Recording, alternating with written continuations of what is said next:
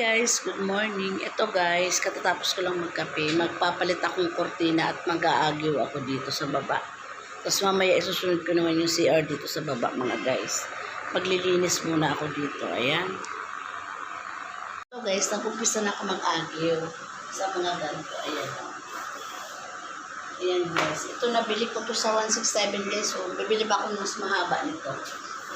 Abot na abot nito guys yung ceiling. Ayan. Talagang maano yung agyo nyo. Ayan.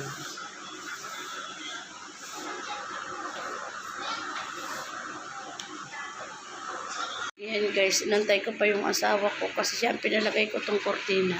Pero ito tinulungan ko siya guys. Ayan. Kasi sobrang taas. Tapos dito guys, magmamap muna ako bago ko vacuumin yung mga gilid-gilid. Ayan na guys, so medyo umali-aliwalas kasi nag-agyaw din ako dyan. So ceiling, ayan Tapos yung kurtina nagpalit kami. Ito hindi pa ako guys nagpalit, baka sa isang buwan ako magpalit ng carpet. Ayan, medyo, pero hindi pa siya ganun kaano guys. Yung paglinis ko, mabawasan lang yung alikabok at saka yung aking dito ilaw sa kainan.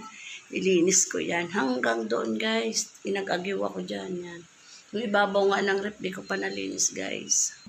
Tapos nagwaswas ako dito rin sa balkon guys at napakainit. Ayan nagwaswas ako hanggang doon. Ayan guys, basa pa.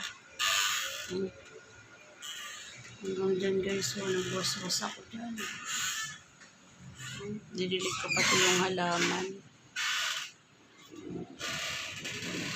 Pati dito guys sa hagdanan, nagkuskus ako dyan na may sunrocks. Ayan.